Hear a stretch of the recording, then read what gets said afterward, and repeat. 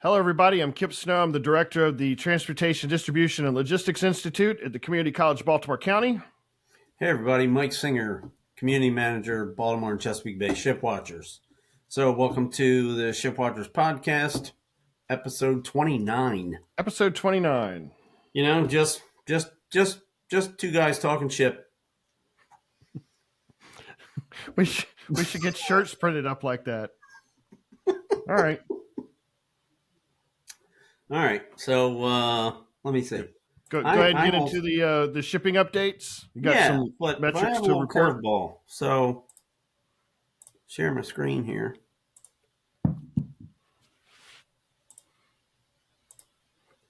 So, Batman is coming to Baltimore. Do what? Yeah, Batman is coming to Baltimore. And here's Batman. See? I didn't lie. Really? Okay. Batman. Batman is a bulk carrier. When the whistle blows, does it say, "I'm Batman"? Yeah, I don't know. Okay. Sorry, I was trying. Yeah. It's good. Anyway, I thought that was kind of funny.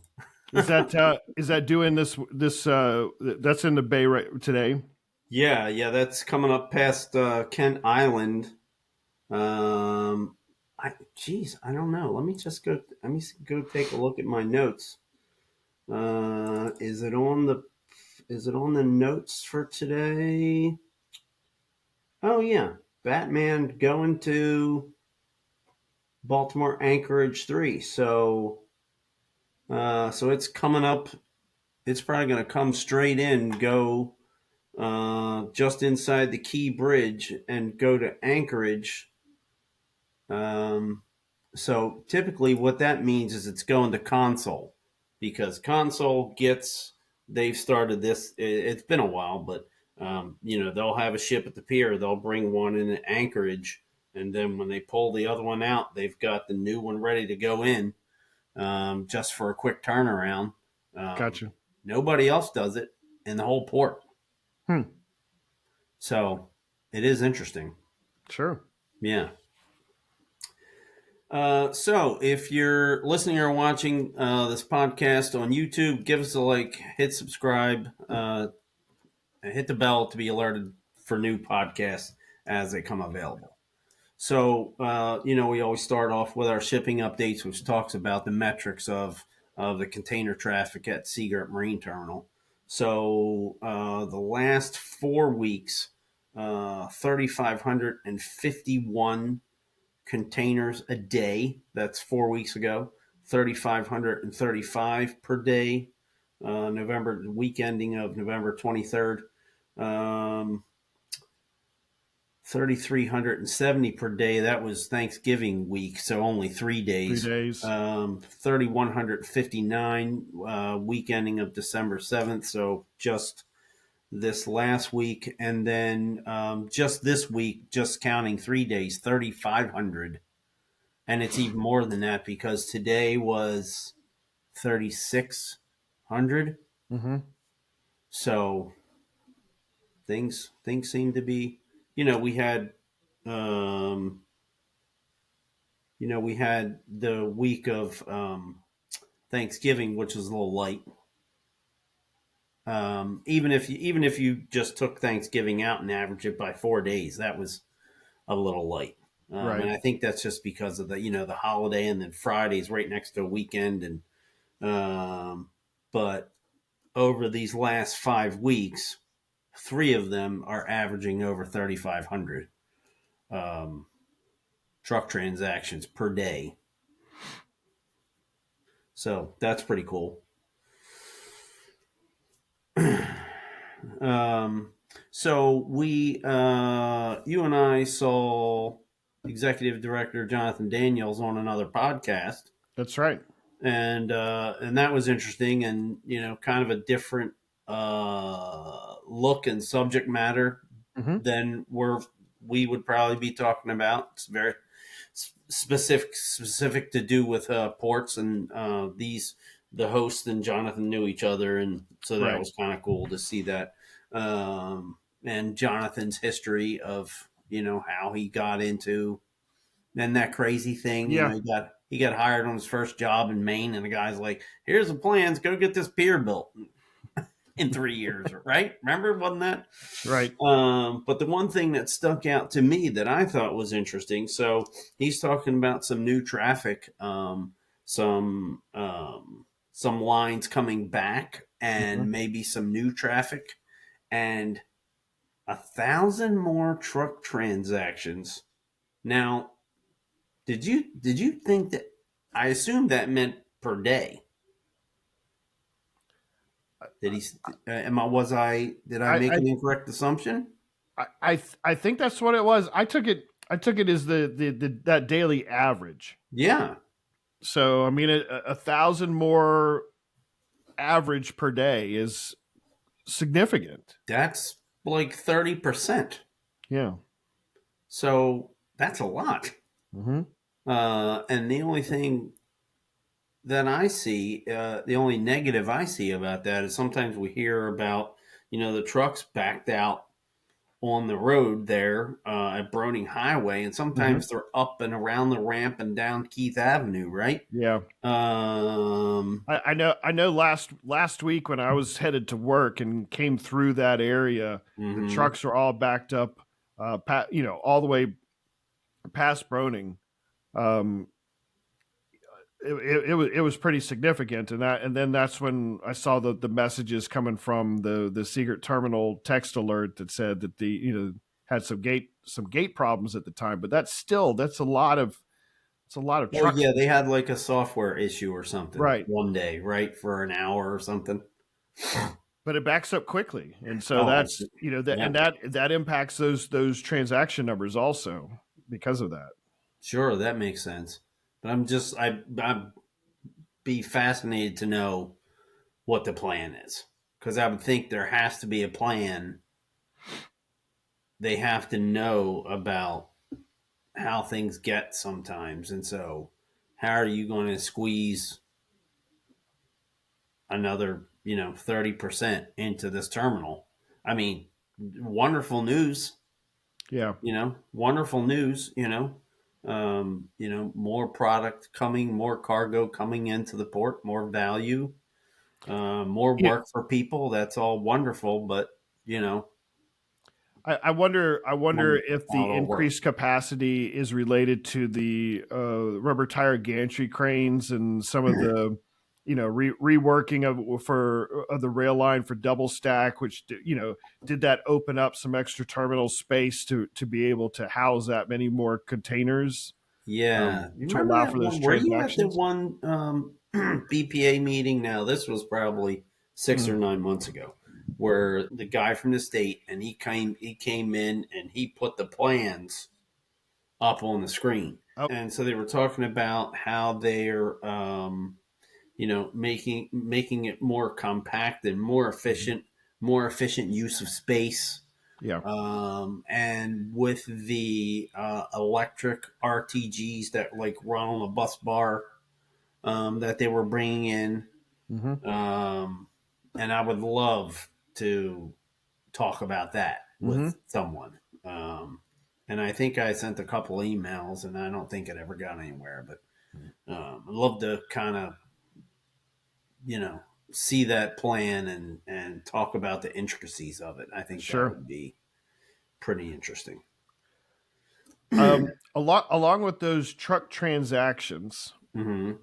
this is something I was talking to the research department about. Mm-hmm. I wonder with some of Is there the like a plaque on the door? so there is talk with the the new administration coming in at the federal level Mm-hmm. and potential changes to tariffs.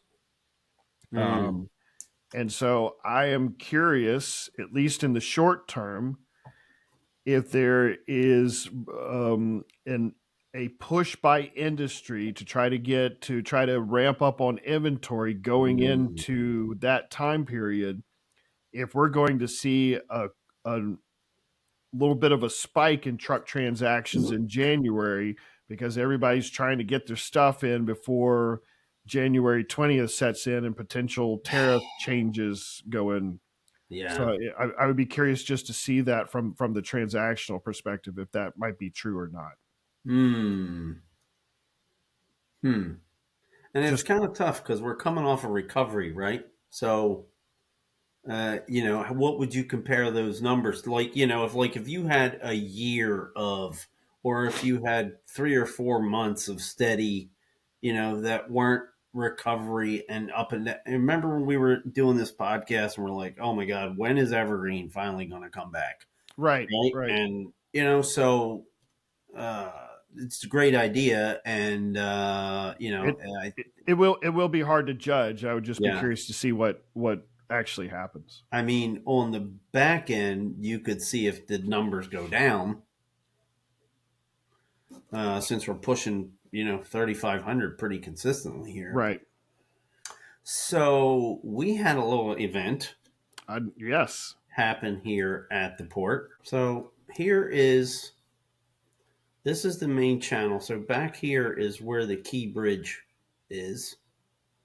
And here is the main channel coming in, Fort McHenry Channel.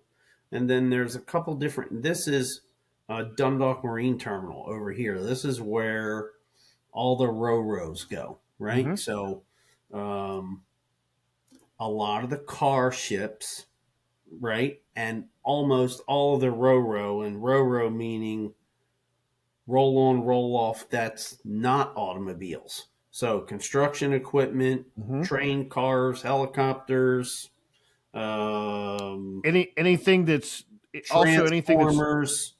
anything that's oversized and doesn't have wheels can be put on a Moffy and Right. then it can be rolled in. Construction, farm equipment. Mm-hmm. We're still rolling trainfuls of John Deere into Dundalk Marine Terminal for export. So let's see if I have this. So this beautiful ship, the Morning Menad RoRo here. Let me see. I'm trying to. This is kind of cool. This is a really cool dramatic shot from Chesapeake City on the canal. Mm-hmm. Okay, so she comes in on Thursday morning. Winds are blowing steady about 30-35 knots. Mm. Now the winds are blowing in such a way that they're blowing across. I don't know if you can see my cursor here. Mm-hmm. So over here in the white where it says 37 feet, I don't know if you can see that, Yeah. but basically the wind would be blowing the ship berth, off of this bulkhead here. What's really cool about marine traffic, where you can kind of that I just pulled up and did the thing Mm-hmm. about Batman, is that if you hit it fast enough, if you don't wait 6 or 12 hours, you can do the past track of the ship. Mm. And so what I'm going to do is try to tell my non-professional story of what, and so we've heard a couple different. We've heard some from some people on the docks. We've heard from the Coast Guard. Could you read that blurb that I have Yeah. from the Coast Guard Yeah. So the for me? Coast Guard posted up on Facebook and Mm-hmm. stated that Coast Guard is monitoring the RoRo cargo ship Morning Menad after it collided with a pier in Dundalk, Maryland. This morning, amid heavy weather conditions in the Chesapeake Bay, the vessel is currently at anchor in the Baltimore Inner Harbor and is completing damage assessments. No pollution has been reported at this time, and the vessel is not impeding the navigational channel. And so Mm-hmm. that was what the posting said. Right. So I will just kind of try to draw this. Is it going to work? There we go. So it comes in this channel, gets a couple of tugs on it, comes in here. This is all normal, and these ships um, go down here along this wall. This is where they normally dock. And it seems that different lines kind of have their own berths, if you will, their own sections of the bulkhead where they go, kind of Mm-hmm. assigned sections, right? So they bring it here, and so it's it's bow first, right? So if this was the bow, so it's bow first, and they bring it in, and then they've got to spin it like I don't, you know, 120 degrees or something. My geometry hat is not on right now, and then they pull it backwards down here, right? And then they get on the side of it. These two tugs get on the side of it like this and push it into the pier, and then the the linemen tie it off. Well, by the time I found out what happened, let's just say the ship was like sitting here, like grounded to the edge of the channel. Mm. And I didn't think about this at the time, but somebody pointed out that it might be a little too shallow right here I see that with the for depth even a marks. tugboat. So they can't even get to the other side to push on it if they wanted to. Mm. And I would think that I'm not a tug guy, you know, but I would think that you would do a lot better pushing on it than you would pulling, because now you're hooked up to one of those ballards that's like recessed into the side of the ship. You're not, so you're relying on the strength of that thing, Right. right? You're not just nose against, one of the strengthened sections of the ship where you can just push. The interesting thing is there was only two tugs, Mm. um, which is normal. Sure. But this was like steady 30, 35 knots. And I guess I'm a little surprised that they didn't specify for like three. Well, half hour, 45 minutes go by, and then here comes a couple more tugs. I really didn't think they were going to be able to pull it loose, but they did, which was really cool. And then here, let me see. Let's make a different color here. And then they brought the ship up here into the anchorage, and it basically sat here for, I don't know, was it an hour or two more? I was actually working at the time while I'm watching this happen. But it was interesting because I guess for some reason they didn't want to put the anchor down. Hmm. Now maybe the anchor was down, but there were four tugs sitting on this thing Mm. for a good long time. Okay. So that was interesting. Oh, I left out a part. So when they break it free, and they brought it up this way a little bit, Hmm. like as they were going to pull it out, and then they ran it back down, like they were going to dock it, Hmm. and then ran it out. And I would love to know the whole story behind that. I mean, Sure. I'd be just guessing. I have no idea. But what I didn't know is that I guess when they were making this spin, the wind must have got the better of it, and it hit this corner. Gotcha. Okay. And we have some pictures about that from that. So, and I forget how. Really doesn't matter. But it wound up, and so you and I were discussing this offline, Mm-hmm. right? Because I was saying, I wonder how much of a restriction there is. Okay, sometimes there's 8 ships here at Dundalk Marine Terminal, and it is. Let me just go to another color. It is kind of normal to see like two Wallenius Wilhelmsen ships sitting out here on the end. That's where they typically dock, Mm-hmm. right? And to Yep. see two of them there is not rare. Mm-mm. And sometimes there's two ships here and three on this wall. But on a day when it was really windy and there was only one other ship here, I was wondering what are the restrictions for.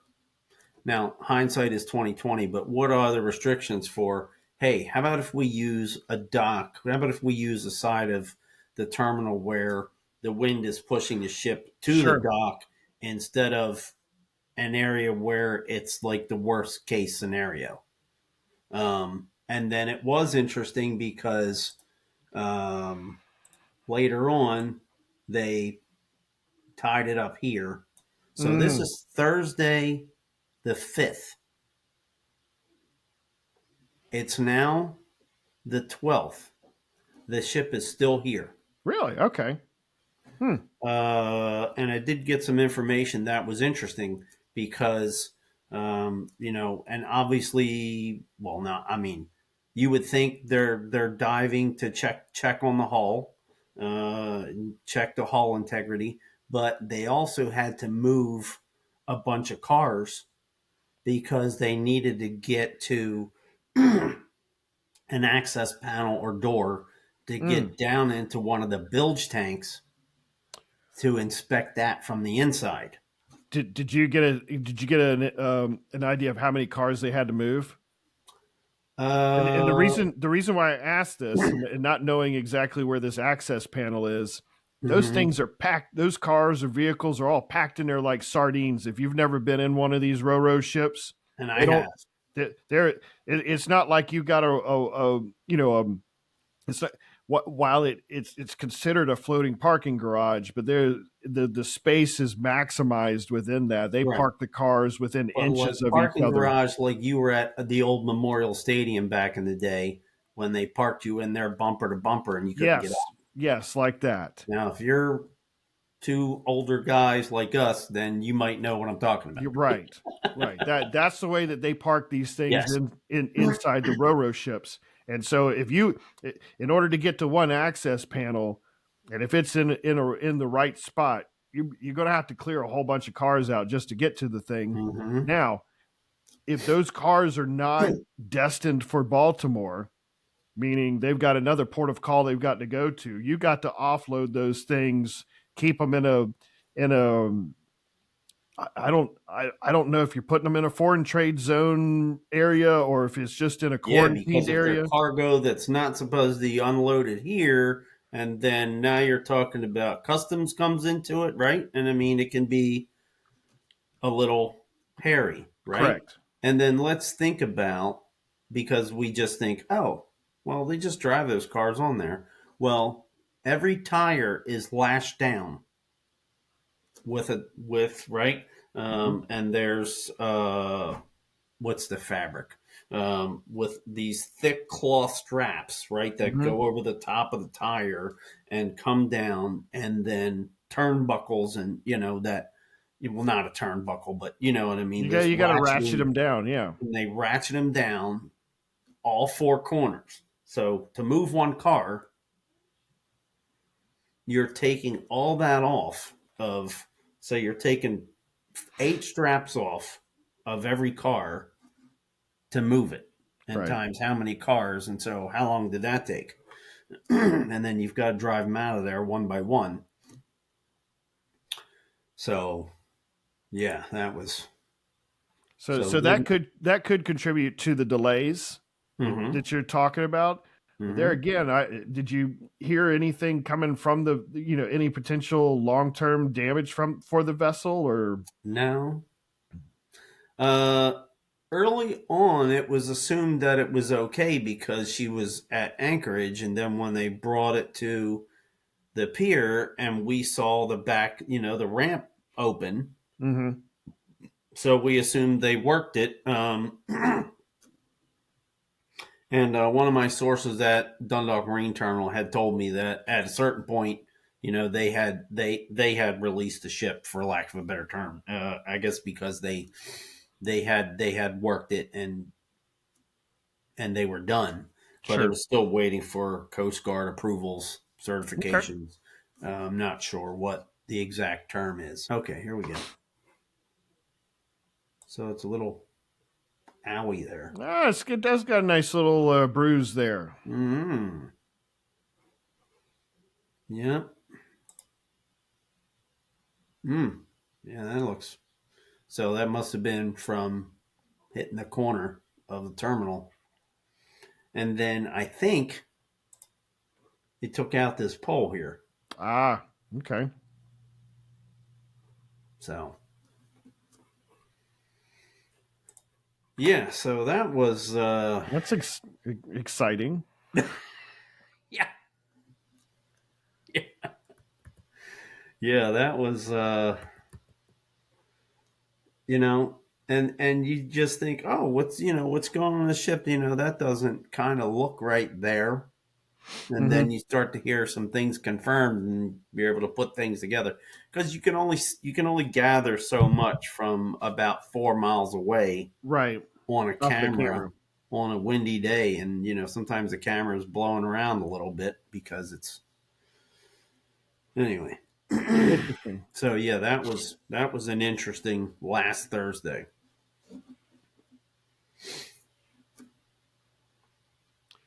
We got some other Port of Baltimore related news nuggets to kind of go through here. Okay. The first one, the Port of Baltimore posted on their Facebook page, and I think a couple of other social medias outlets Mhm. about the McLarens that come in through the Port of Baltimore. Right, right. And What are they? 1,600 a year, I think. yeah, it's a significant number. We're the only port that imports those. So I Yeah, didn't know that that. look at that. That's a fancy. That Um, is, man, when we do our nice. port tours with the teachers and Hmm. the students. You take them for rides in these? No, Oh, we go by the shed where they process them. oh. And it's the one time I had a conversation with the McLaren folks, and I said, wait a second, how much is this thing? This is what 300,000 stock, Ooh, baseline. I go 30-year note. It's about what, $2,000 a month. I'll I, take I two. guess I could afford it and live in the car. I mean, but do Yeah. you think it would last for 30 years until I paid the note off? It's Live in a box.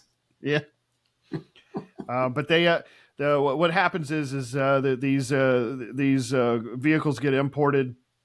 They have a baseline.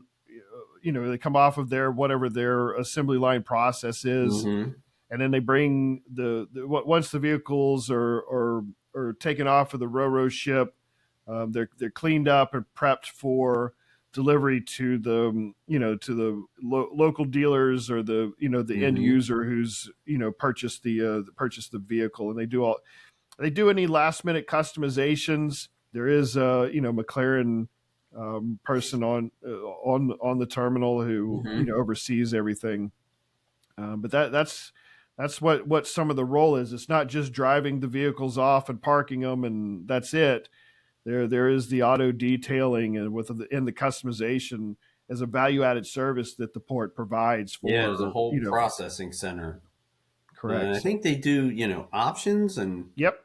like I didn't real. I thought, they all just came from the factory like that, but Hmm. apparently there's quite a bit that happens, you know, here at the port. Yep. Uh, The reasoning behind it is, when you're working an assembly line, and this is for any of the auto manufacturers, there is a cost and a time issue with changing what's happening with that assembly line. Sometimes that's mm, required because you're changing brands or maybe a whole mhm. lot of a particular version of a Yeah, vehicle. different trim level, and okay, the next 200 cars that come down get the upgraded stereo and the leather seats and whatever.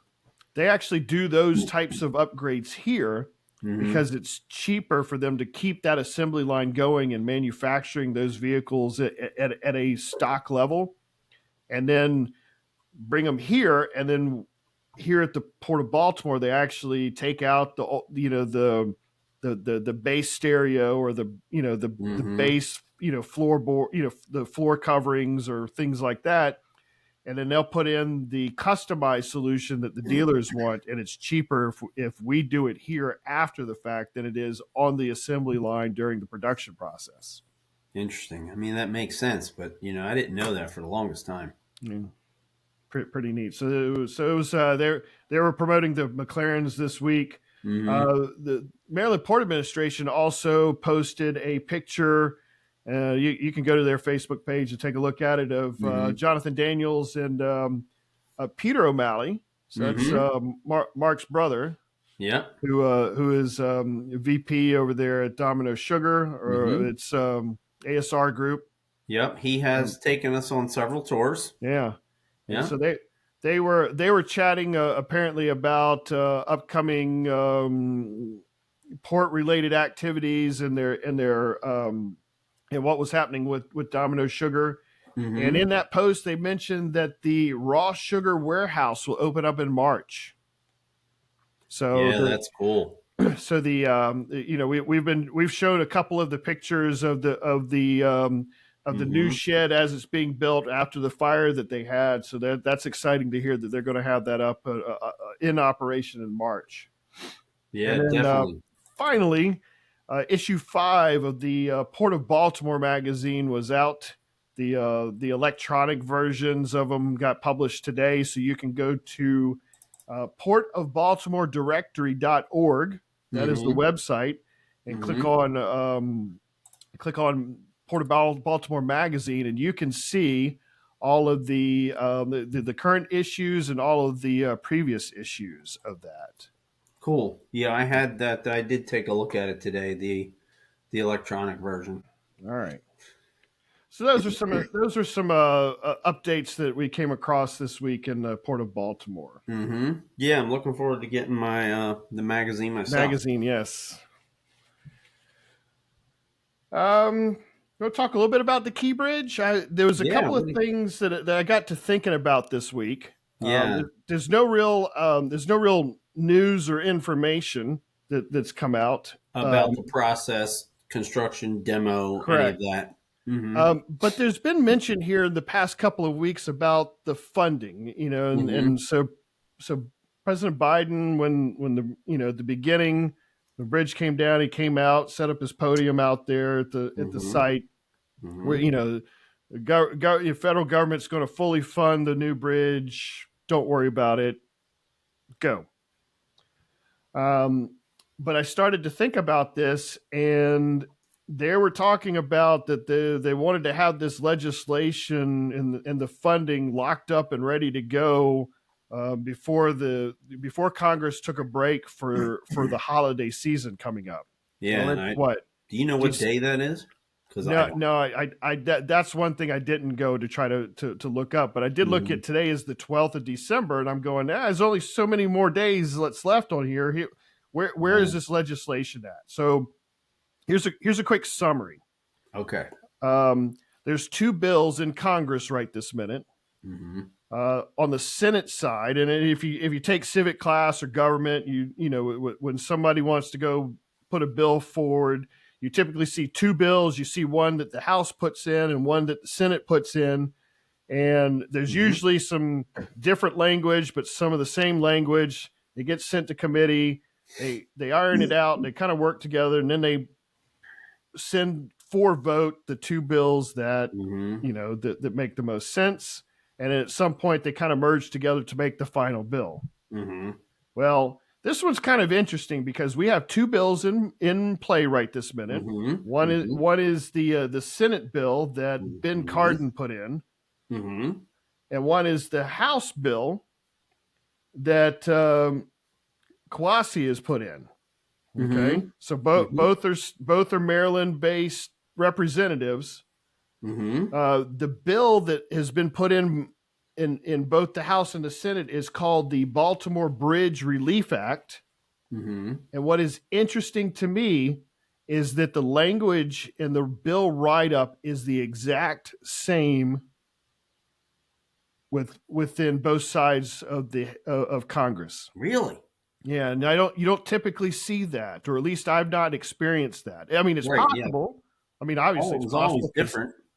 But it's not a normal practice. So usually the House has what they want to go do, and the Senate Right. has what they want to go do, and they kind of They meet in gotta. between. Yeah.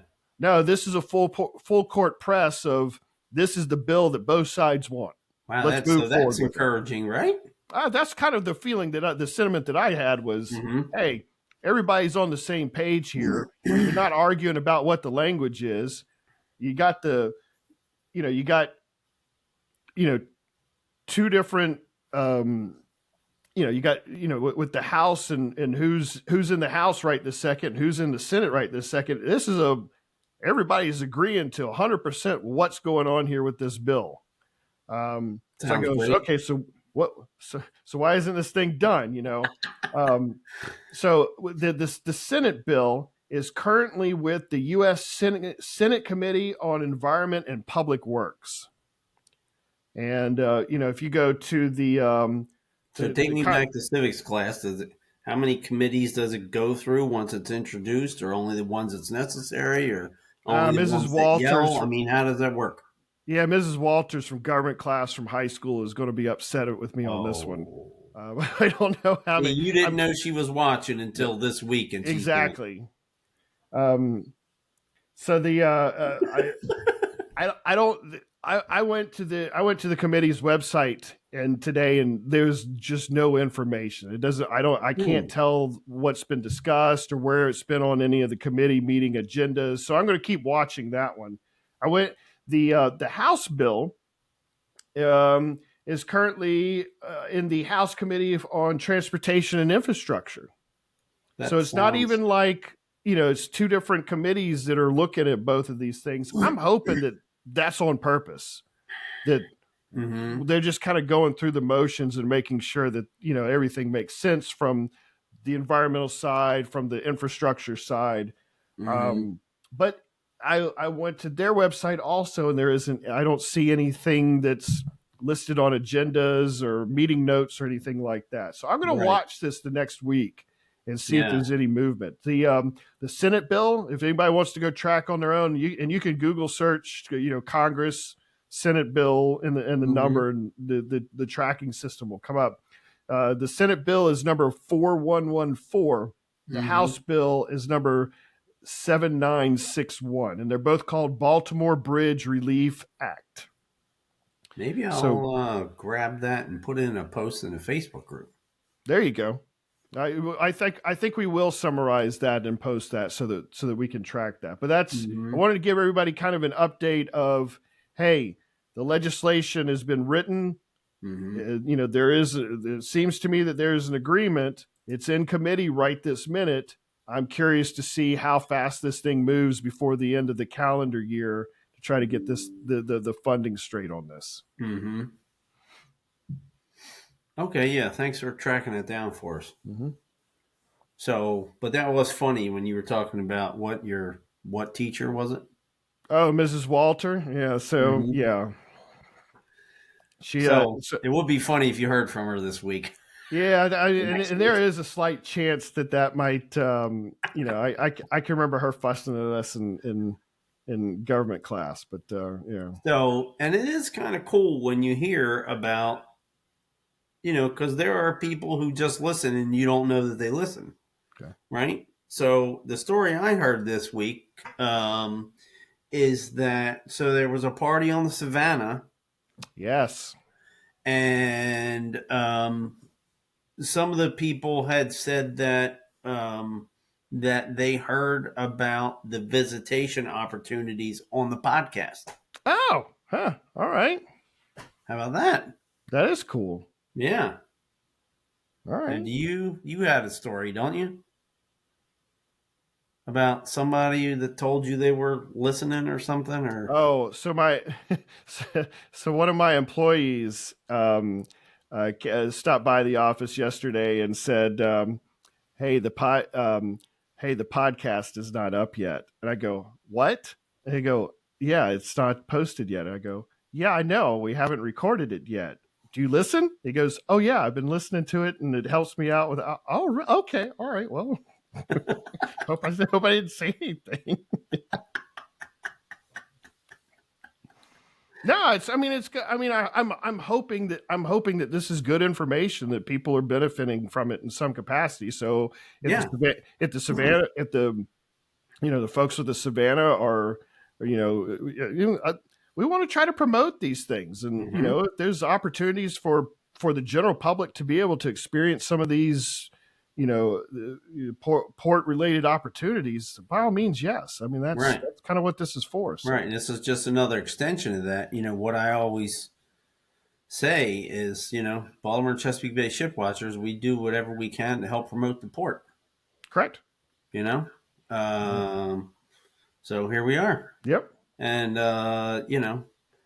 every week we just kind of see what's interesting and what's happening at the port this week, and then we talk about it. It's Try not to like we share it. have Yeah. some giant table of contents and we know what we're talking about 5 weeks from now.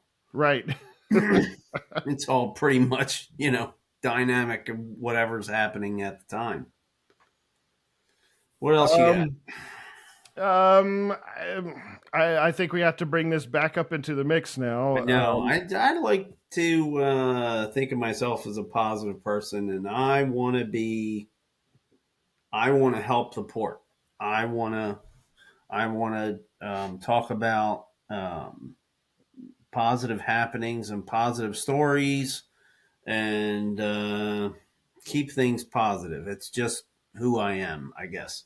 But every once in a while, you've got to cover some stuff that might not be the greatest. Understood that. Yeah. So we're going to try to tackle this impeding ILA strike, Mm-hmm. and try to provide some knowledge base, or some of the facts surrounding some of the situations. Just the facts, ma'am. Yep. Back. So this is at the beginning of the month. I think this was December the 4th. Oh.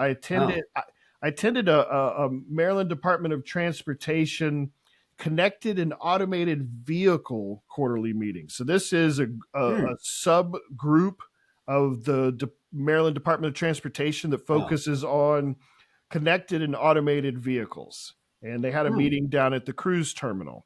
All right. So I know that, food delivery robots is not ship watchers. Okay. I get that part of it. But, Yeah. Why are you talking about this now, yeah, why guy? are you talking about robots on the? Yeah, all right. Well, I'm getting there. That's just like you said. I'm getting there. Let me get the story prepped. All right. But Jonathan Daniels hosted the meeting. He was, Hmm. I think as part of the cruise terminal setting, he welcomed Mm-hmm. everybody from on behalf of the Port of Baltimore to the meeting space, Mm-hmm. and he spoke a little bit about what was happening with some of the cruise terminal operations, because we were there, but he started to discuss a little bit about automation. Mm-hmm. And so this is where some of the tie-in to the Port of Baltimore is. Mm-hmm. Now, you've probably heard automation used here recently with the ILA and the short strike that we had. But Jonathan Daniels gave some a little bit of insight on some of the terminology here, and I wanted to read you what. And I wrote these notes as he was speaking, and so it's Okay. not. Some of it's a direct quote, and some of it's a summary. So I want to be Mm-hmm. very, very clear about that in case that I messed up with Okay. some of the translations. But he Mm-hmm. stated that um, all all of the issues between the USMX and the ILA have been resolved, with the exception of the technology and automation related clause. And he says the issue is that the ILA is using two terms interchangeably, or those two terms interchangeably, technology and automation, um, and that they're quite different actually. So automation is looking at things that happen on a regular basis. Technology is just advancements in Mm-hmm. technology and how we do things on a One regular is basis. everything. One is a smaller subset, Correct. right? And then he started to talk to, and this was interesting. This was some of the commentary that he chatted about, was that he mentioned Malcolm McLean, and so that Mm-hmm. the father containerization. That's where we got to where we're at today. Mm-hmm. And he believes that Malcolm McLean had no idea that this would be a contention for labor disputes in the 21st century. All he was Right. trying to do was try to improve a process. Right. So Daniels actually defined each of those terms as the following: technology is used to improve efficiency and increase labor opportunities. He referenced the port of Rotterdam, which only have 2 people in a control tower operating a full terminal that would typically use 4 to 6 gangs per ship, consisting of about 16 to 20 ILA members per gang. This is what the ILA is fighting, and this is not the model that the USMX is trying to implement. They're trying to use technology, not fully automated, and they're having some difficulty trying to educate the difference. So I thought that was interesting. When it's defined that way, yeah. When you got to, in order to be able to negotiate, you have to be able to be speaking on the same terminology and understanding. And that's from both sides. That's not right. That's not saying the ILA is right or wrong. That's not saying that the USMX is right or wrong. It could be in any negotiation. That could be in any negotiation. That is correct. So that was an interesting take on what he had to say. It is a one-sided statement in that particular audience, and I get that part of it. But it was just one side or one explanation. So let's fast forward about a week. We know that the Journal of Commerce, and I don't know if the viewership knows what the Journal of Commerce is. It's a peer-reviewed industry magazine that has current event related information in it. Sure, I scan it daily. So on December the 10th, they had an article stating that the USMX is no longer taking a passive stance on the negotiations. The carriers were urged during the October strike period not to engage in conflict and agree to the wage increase, which they did, and the rest of the negotiations would follow, because that was what was considered at the time the biggest issue was the wage increase. And this was, and in part of that message was also during the election time, when the current administration was saying, no, follow suit and everything will be okay. Go ahead and agree to what's going. And that's I think that had a lot to do with the reason why that strike was so short, is because of that whole agreement. And so there has now been some consideration to see what the new federal administration stance on automation and labor is going to be. And in that article, they also talked about that the big argument was on rail-mounted gantry cranes. That this type of automation was not what they were wanting, because they had data that said that it did not improve the processes. So I thought that was interesting that they were using a very specific case. I believe it's Seagert. They're all rubber tire gantry cranes. That's something that I need to go and verify to see where do the rail mounted gantry cranes exist. And maybe and I don't know. So I'm just surmising here. But maybe if you mount them on rails and then you were to automate them, then they don't have to have somebody driving them. Correct. Maybe that's what. Correct. I think that part of it makes complete sense. But if that argument, if we don't have rail guided gantry cranes here, that's not really what the argument should be. Anyway, that's part of what the argument is, and there's some validity to that Overall. Correct. Now, fast forward to today, and right before we got on here, President-elect Trump made a post on social media saying that he and the ILA president had met today to discuss this matter, and his post was very pro-union in this particular manner, and that and so I'm curious to see what that full discussion was, and but Trump made a very strong stance of supporting labor, the labor union and the labor movement. There were some, and I did read that, and there were some interesting comments, which I won't go into any specifics, but Sure.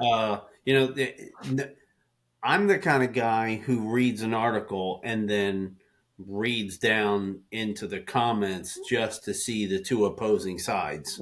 Yes. For Because any hot button issue, I find it interesting to read the both sides of the.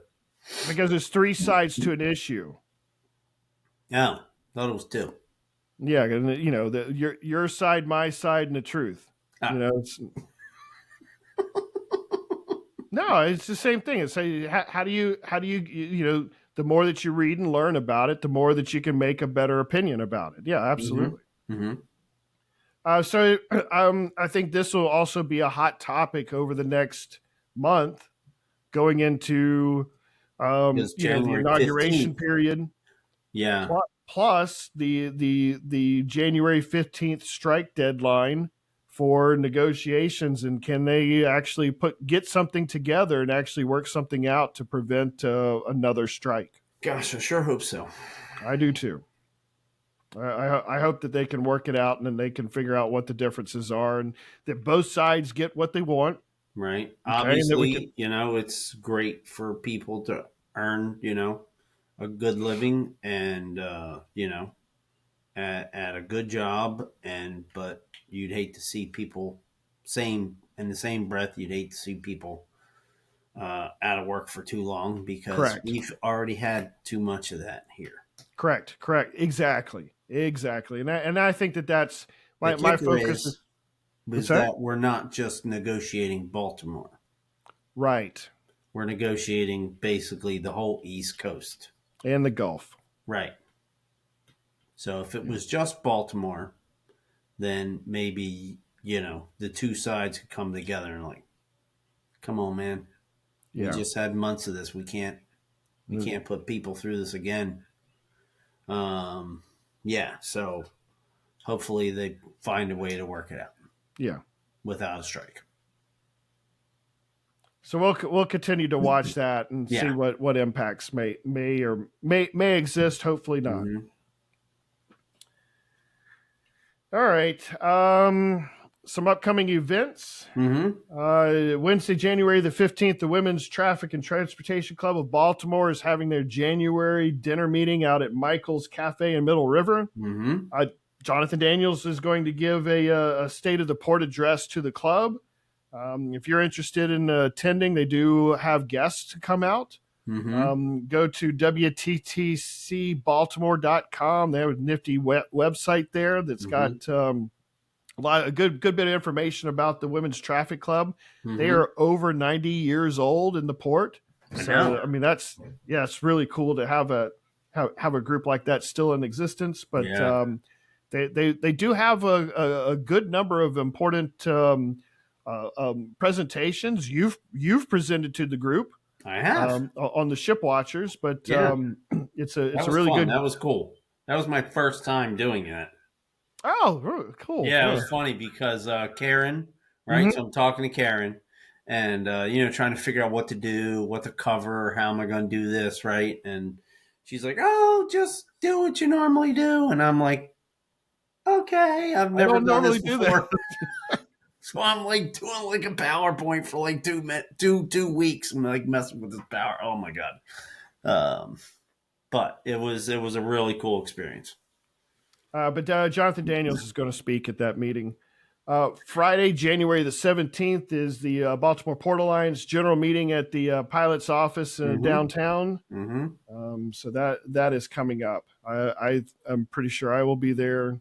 I'm pretty sure You'll probably be there. Yeah, We'll I'll probably be there. sit in our normal seats. Yeah. Assigned seats is like church. Assigned seats, It's crazy. All right, so we'll see what other events come up after the first of the year. Mm-hmm. In the Port of Baltimore history segment, this was interesting. I actually spent more time on this than what I should have, because I got down into the thick of the weeds on it. Yeah. But, December 8th, 1920. And this is coming out of the Baltimore Sun at the time. The Wayback Sun, Machine. From the Wayback Machine, Yes, from the Wayback Machine. Yes. What's the matter, you? The Baltimore you should wear Sun that reports. sweatshirt. What's a Wayback Machine? Yeah. The Baltimore Sun reports that the Western Maryland Railroad. All right, so that's along in the time frame, and you had quite a number of railroads that existed and called on the port. Right. So now, if I just take a quick moment, now that we really only have two that serve here, and depends on what side of town you're on, like which one you typically see. Correct. Because one railroad typically comes from the northeast, and one comes from the west, mostly, so you kind of lose sight that there were three independent railroads. Let me see, B&O and Pennsylvania Railroad and Western Maryland. And they each had their own locations. Mm-hmm. Basically, they each had their own ports within the port, if you will. Yep. Right? So, and kind of most of it is gone. So it's cool to talk about this stuff because Western Maryland is the railroad is gone, and it did get absorbed into other railroads, but that whole area, there's not much evidence that it was ever there. Yeah. I'm sorry. Go ahead. No. So the Sun reported that the Western Maryland Railroad had purchased a steel barge float to take raw materials from Sparrows Point via a water route, bypassing rail congestion on land to Port Covington. So it was interesting to me. In 1920, we had rail congestion.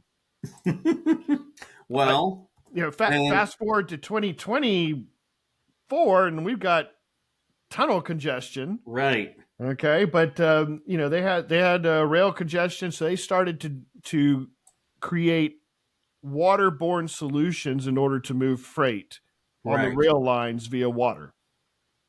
Yeah. So this was part of the early 1920 work. In March, where Western Maryland Railroad started construction on a new coal pier down at Port Covington. And in September of 1920, they took out a $1.7 million loan to build finger piers for freight and grain.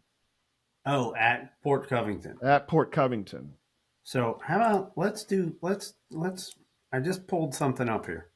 Okay. So this is a website called openrailwaymap.org. Oh. Okay. This is crazy.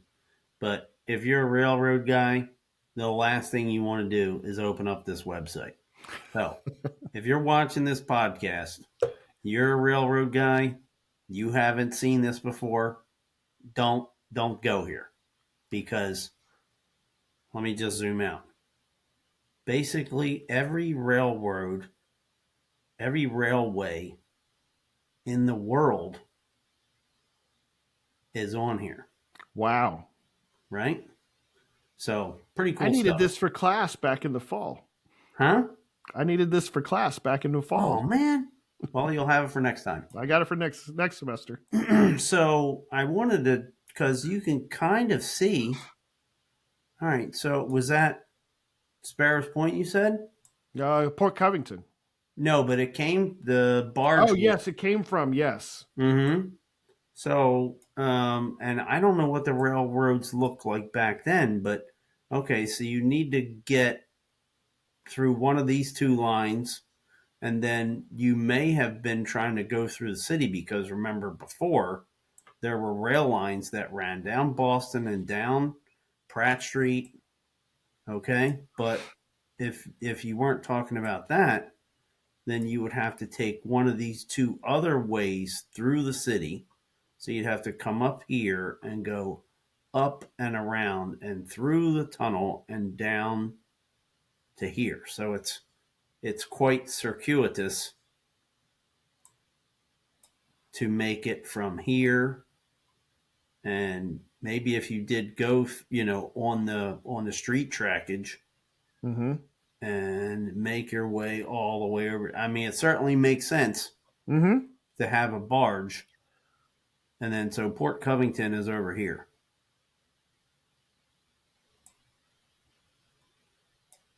It certainly makes sense to have it certainly seems like a much shorter distance. Right.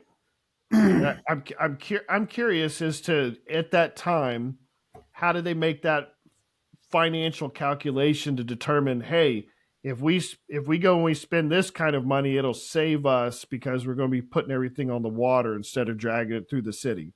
Right. Because instead of it taking, how many miles times, how much does that cost? How much time, how much time, how many weeks or how many times a week is this shipment delayed that we're going back and forth? Mm-hmm. So also remember what I was going to say earlier is this was back when a time when railroad was king, True. right? Railroad. This was before cargo planes, really. So, if you wanted to ship mass quantities of something, you were doing it on railroads. And Right.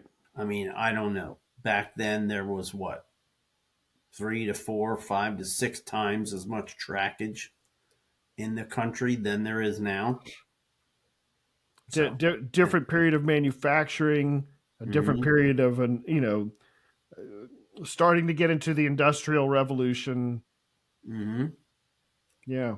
yeah, So that was pretty interesting to see that one of the documents that I'd pulled up in research and you took a look at it before had some of the 1920 schematic drawings of where the piers were and the oh yeah. alike. We almost got this podcast taping started late because Mike got lost in the That's old maps. right. Focus. Oh, all right. Well, that was our port history moment for this week. So I Yeah, think that was that's cool. I think Wow, that's a $1.7 million in right 1920 money in 19 that was 1920 money. when $20 was like 100 or more. Wow. All right. So what else we got? Anything? That's all that I've got for tonight. Okay, that sounds good. Um, So, just a reminder, we are Baltimore Chesapeake Bay Shipwatchers. We are on Instagram and Twitter. I normally say Twix. Shout out Amy Lawrence, but I'm not going to say that this time. And YouTube as Balto Ches. And then the podcast is also available where else? Spotify and Apple Podcasts. Mm-hmm. Mm-hmm. We also have a website, BaltimoreShipwatchers.com, which has a lot of port information in it, all kind of port maps, ship schedules. There's links to this podcast. There's links to the port camera that we helped set up. There is a merch link where you can buy calendars and some of these T-shirts, coffee cups, hats, hoodies, all kinds of good Christmas gifts. Maybe that's what I'll give everybody for Christmas. Good idea. Now, I think there might be a slight delay in ordering the swag. So when you go order it, I think it'll tell you when it ships. Oh, okay. That's fine. So just check that out. I didn't want anybody to be disappointed thinking it would come tomorrow, and I don't know. Makes sense. It's been a while since I ordered my own, so Okay.